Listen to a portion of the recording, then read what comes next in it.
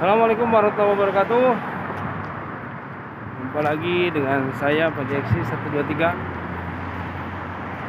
Apa kabar sahabat sekalian? Mudah-mudahan senantiasa diberikan kesehatan oleh Allah. Mari bersama kita bersyukur kepada Allah. Alhamdulillah atas segala nikmat yang Allah berikan. Selawat kita kepada baginda Rasul Muhammad SAW. Allahumma sholli ala sayyidina Muhammad. Sahabat sekalian, Proyeksi 123. Hari ini kita akan mengutip sedikit informasi dari seberang Masjid Nabawi yang ada di kota Madinah. Jaraknya 580 meter. Kalau dari arah Baki itu 285 meter. Yakni di arah alamat apa? Lampu merah belok masuk ke sebelah kiri. Kita akan menuju satu tempat yang disebut dengan Masjid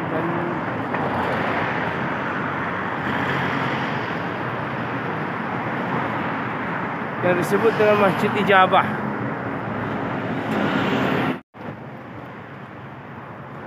Ini kita sudah mulai nyampai. Setelah lama kita tadi melakukan perjalanan lumayan karena memang posisinya lagi ada perbaikan, ada perluasan daripada seputaran Nabawi, makanya kita berputar.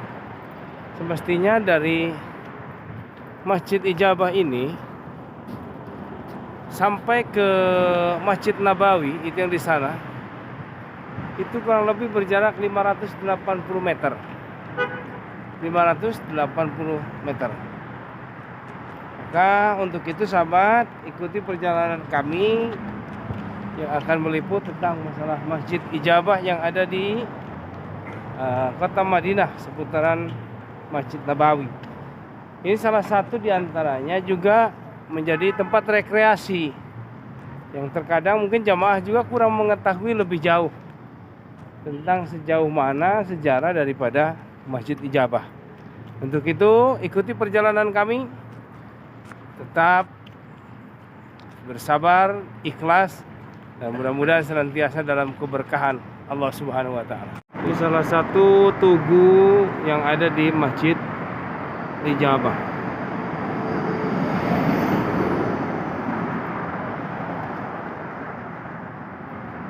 Bani Muawiyah.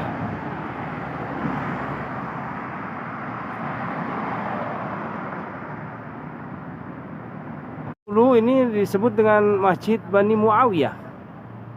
Masjid Bani Muawiyah.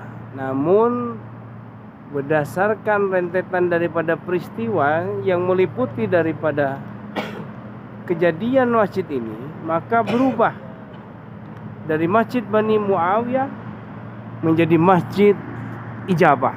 Kenapa disebut dengan Masjid Ijabah?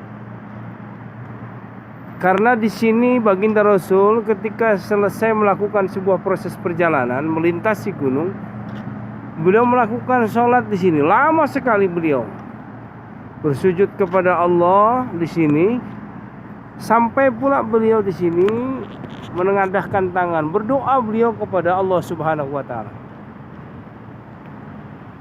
Ada 3 permintaan yang diminta oleh Rasulullah Muhammad SAW. Nah, ini bisa dilihat sahabat. Mungkin kita akan lebih jauh lah, biar lebih jelas.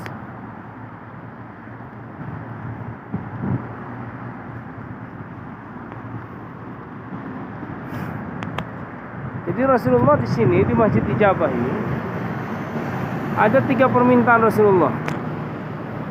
Yang 2 dikabulkan oleh Allah Subhanahu wa Ta'ala, namun yang 1 tak dikabulkan oleh Allah. Yang pertama beliau, ya Allah, jangan kau matikan atau jangan kau binasakan umatku dengan kekeringan ataupun kelaparan. Maka doa ini dikabulkan oleh Allah. Yang kedua, ya Allah, jangan kau binasakan umatku dengan bencana banjir atau ditenggelamkan. Ini pun dikabulkan oleh Allah. Namun yang ketiga, ya Allah, Jangan kau hancurkan umatku dengan berselisih. Inilah yang tidak dikabulkan oleh Allah Subhanahu wa ta'ala. Maka yang ketiga inilah yang tidak dikabulkan oleh Allah. Ya Allah, aku mohon kepadamu agar tidak terjadi fitnah dan perdebatan di antara umatku. Ini yang tidak dikabulkan oleh Allah Subhanahu wa ta'ala. Maka sahabat sekalian, sebetulnya ini bisa dijadikan sebagai bahan rujukan. Karena memang hari itu ketika Rasulullah selesai sholat, beliau langsung menghadap para sahabat. Dan konon di situ sahabat yang menyaksikan salah satunya yang Amir bin Sa'ad yang hari itu ikut sholat bersama Rasulullah.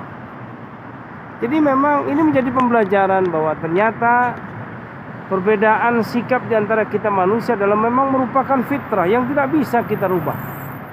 Namun saja yang perlu kita garis bawahi dan perlu kita jadikan sebagai bahan pertimbangan, dari setiap perbedaan cara pandang kita yang berbeda, setidaknya kita jadikan sebagai nilai ukuran rahmat di tengah-tengah kehidupan kita. Maka jangan jadikan perbedaan itu menjadi salah satu batu sandungan untuk kita semakin melangkah maju ke depan. Jangan pula di antara perbedaan pandangan justru melahirkan sifat egoisme di antara kita semuanya. Kita merasa diri paling benar, merasa diri paling sempurna, merasa diri paling baik. Sebab penyakit merasa ini yang akan luar biasa, sangat mengganggu di antara sistem kestabilan kita manusia. Maka sahabat sekalian, ada satu hikmah yang amat luar biasa. Ternyata doa yang ketiga Rasulullah ini, Muhammad SAW, ini saja tidak dikabulkan oleh Allah Subhanahu wa ta'ala. Jadi dalam riwayat hadis, di antaranya salah satu yang kami sampaikan tadi, ya Allah, jangan kau binasakan umatku dengan kelaparan, dengan kebinasaan kelaparan, kekeringan. Ya Allah, jangan kau binasakan umatku dengan banjir, dengan air, ataupun dengan ditenggelamkan. Itu juga dikabulkan oleh Allah. Tapi ketika berbicara soal bagaimana watak kehidupan manusia, pola pikir kehidupan manusia, di sini ternyata tidak dikabulkan oleh Allah Subhanahu wa ta'ala. Maka untuk itu sahabat sekalian, jadilah kita manusia yang arif, yang bijaksana, yang senantiasa menjadikan kita sebagai manusia yang sesungguhnya. Karena memang sebaik-baik manusia adalah manusia yang senantiasa memberikan manfaat kepada manusia yang lainnya. Maka coba berpikir untuk mencari setiap langkah kehidupan kita berbuat untuk maslahat dalam kehidupan. Khairun nas anfa'uhum linnas. Coba belajar untuk kita senantiasa mencari sebuah nilai kemaslahatan, kebaikan-kebaikan, dan tetap menghargai setiap perbedaan-perbedaan.